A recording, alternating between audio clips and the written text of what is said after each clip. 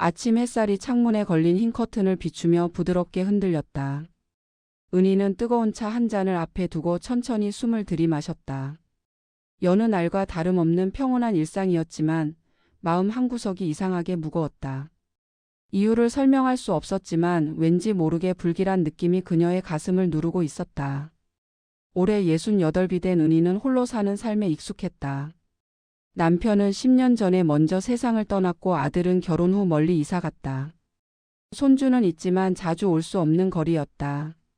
그래서 은희의 집은 늘 조용했다. 조용한 만큼 외로움도 깊어졌다. 하지만 그날 은희의 평온한 일상은 한 통의 편지로 무너졌다. 우체부가 놓고 간 작은 갈색 봉투. 발신인은 없었다. 기묘하게도 주소를 손으로 쓴 글씨가 익숙해 보였다. 은희는 심장이 빠르게 뛰는 것을 느끼며 봉투를 조심스럽게 열었다. 편지에는 단 한 줄만 적혀 있었다. 당신이 모르는 당신 인생의 진실을 알고 있습니다. 꼭 만나야 합니다. 은희는 얼어붙은 듯 편지를 내려놓았다. 누군가 장난을 치는 건가? 아니면 과거를 알고 있는 누군가의 메시지인가? 그녀의 머릿속에는 불안이 파도처럼 밀려왔다. 아무리 생각해도 누가 보냈는지 짐작이 가지 않았다. 그때 전화가 울렸다. 낯선 번호였다. 망설이다가 은희는 조심스럽게 받았다. 혹시 박은희 씨 맞으시죠? 중년 남자의 차분한 목소리였다. 제가 편지 보낸 사람입니다. 오늘 꼭 뵈어야 합니다. 중요한 말씀 드릴 게 있습니다. 목소리는 떨리지도 않았고 허튼 장난을 치는 사람의 느낌도 아니었다. 은희는 왜인지 모르게 이 남자가 진심이라는 걸 느꼈다. 그녀는 조심스럽게 물었다. 누구세요? 전화기 너머에서 한동안 침묵이 흘렀다. 마치 말할까 말까 고민하는 듯한 묘한 정적이었다. 그리고 남자는 마침내 말했다. 저는 고 박종호 씨와 관련된 사람입니다.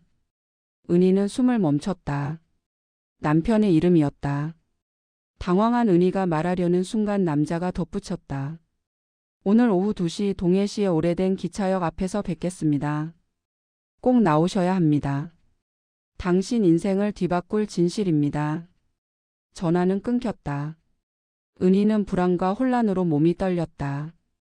남편과 관련된 사람이라니. 남편은 생전에 특별한 비밀이 있는 사람이 아니었다. 누구에게나 친절하고 성실했던 남자였다. 은희를 사랑했고 가정을 위해 평생 헌신했다. 그런 남편과 관련된 진실이라니 도무지 이해할 수 없었다. 하지만 몸은 이미 결정을 내린 듯 했다. 오후 2시가 되기 한참 전에 은희는 집을 나섰다. 기차역 앞에는 낡은 벤치와 오래된 가로등이 서 있었다. 바람이 지나치며 먼지가 살짝 일고 역사는 오래된 기와 지붕을 그대로 간직하고 있었다. 그곳에서 한 남자가 조용히 서 있었다.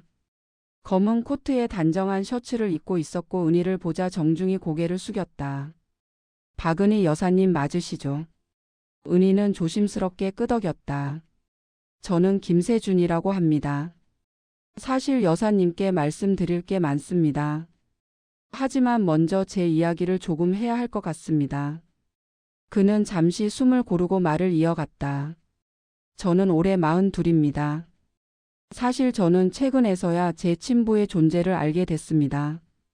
그리고 그분이 여사님의 남편분이셨다는 사실도요. 은희는 귀를 의심했다. 뭐라고요? 제가 여사님의 남편분의 아들입니다. 세상에. 은희는 걸음을 멈추고 벤치에 털썩 앉았다.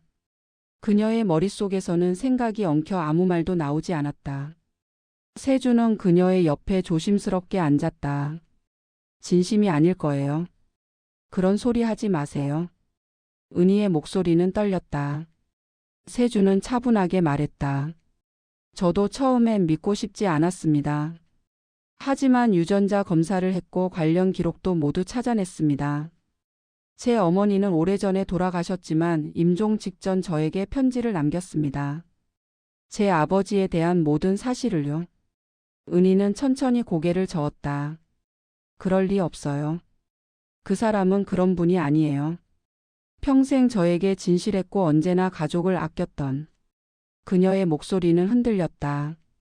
스스로도 말을 이어갈 자신이 없었다.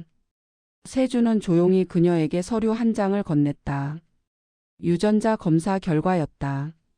그리고 다음으로 꺼낸 건 낡은 사진 한 장이었다. 사진 속에는 젊은 시절의 남편이 환하게 웃으며 어떤 여자의 어깨를 감싸고 있었다. 여자는 분명히 낯선 얼굴이었다. 그리고 여자의 팔에는 갓난아이가 안겨 있었다. 그 순간 은희의 손이 떨렸다. 이건 말도 안 돼요. 이건 조작일 거예요. 하지만 그녀는 알 수 있었다. 남편의 얼굴, 그 익숙한 눈빛, 그 미소. 절대로 다른 사람이 아니다. 은희의 가슴이 무너지는 듯 했다. 세주는 말했다. 저는 원망하려 온 게 아닙니다.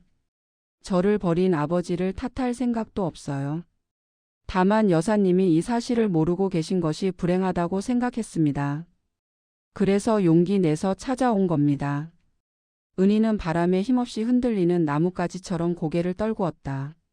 남편이 나를 속였다는 사실보다도 더 깊은 상처는 그동안의 기억이 모두 흔들리는 느낌이었다. 함께 나눈 웃음, 힘들 때 서로 기대던 순간, 기념일에 들었던 작은 말 한마디까지. 모든 기억 위에 그림자가 드리워지는 듯 했다. 그리고 남편이 세상을 떠난 날, 그녀가 그토록 슬프고 외로웠던 이유가 이제는 너무도 잔인하게 느껴졌다. 남편은 죽을 때까지 이 비밀을 말하지 않았다. 그녀는 특별한 사람이었고 유일한 가족이라고 믿었지만 사실은 아니었던 것일까? 세주는 조용히 말했다. 만약 여사님이 원치 않으시면 저는 다시 나타나지 않겠습니다. 다만 한 가지는 꼭 말씀드리고 싶습니다. 제 어머니는 제가 태어날 때부터 아버지를 원망하지 않았습니다.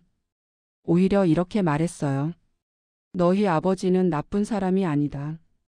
단지 사랑하고 싶었고 지켜야 할 것이 많았을 뿐이다. 그 말은 은희의 가슴에 묘한 울림을 주었다. 남편은 평생 가정을 위해 희생한 사람이었다. 그녀에게도 늘 따뜻했고 아들에게도 훌륭한 아버지였다. 그는 그 여자를 사랑했을까? 아니면 잠시 흔들렸던 것뿐일까? 이제 그 누구도 대답할 수 없었다. 하지만 분명한 건 있었다. 남편은 양쪽 모두를 지키기 위해 평생 괴로워했을지도 모른다는 사실. 그리고 그녀가 모르는 고통과 책임을 안고 살다 떠났다는 사실. 은희는 눈물이 맺힌 눈으로 세준을 바라보았다. 당신은 혹시 아버지를 미워하나요? 세준은 미소 지었다. 아니요. 저는 단 한 번도 아버지를 한 적이 없습니다. 오히려 존경했습니다. 남몰래 저희 어머니에게 도움을 주고 제가 어려울 때도 멀리서 지켜줬다는 걸 알게 됐거든요. 어머니는 늘 말했어요. 너희 아버지의 마음에는 두 가족이 모두 있었다고요. 그 말은 은희의 가슴을 찢었지만 동시에 이상한 위로가 되었다. 남편이 그녀를 사랑하지 않았던 것이 아니었다. 단지 삶이 너무 복잡했고 책임이 너무 무거웠을 뿐이었다. 세주는 조용히 물었다. 여사님. 혹시 저에게 아버지 이야기를 조금만 들려주실 수 있을까요? 은희는 깊은 숨을 들이쉬었다. 그가 어떤 사람이었는지 궁금해요. 사진 속 얼굴 말고 사람이 어떤지 알고 싶어요. 은희는 천천히 고개를 끄덕였다. 좋아요. 당신도 그의 아들이니까요. 알려줘야겠죠. 그들은 조용한 기차역 벤치에 앉아 긴 이야기를 나누었다. 처음엔 떨리던 은희의 목소리는 점점 차분해졌고 눈물 속에서도 미소가 흘렀다. 남편의 추억을 다시 떠올리며 그녀는 깨달았다. 사랑은 완벽할 필요가 없다는 것을.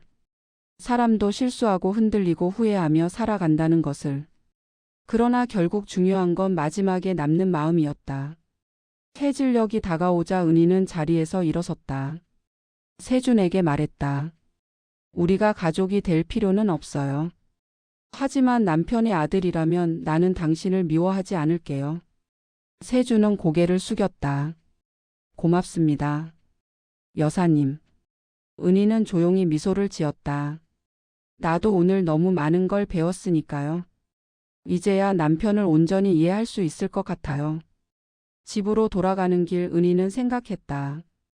남편은 완벽하지 않았지만 그녀를 사랑했다. 그리고 그녀는 그 사랑만큼은 진실이라고 믿었다. 비밀을 알게 된 오늘 오히려 마음이 더 단단해졌음을 느꼈다. 인생의 후반부. 이제 그녀는 과거의 그림자를 걷어내고 새로운 햇살을 맞을 준비가 되어 있었다. 은희는 하늘을 올려다보며 속삭였다.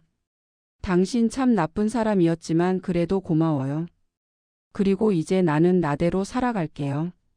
당신이 떠난 빈자리까지 내가 나를 사랑하면서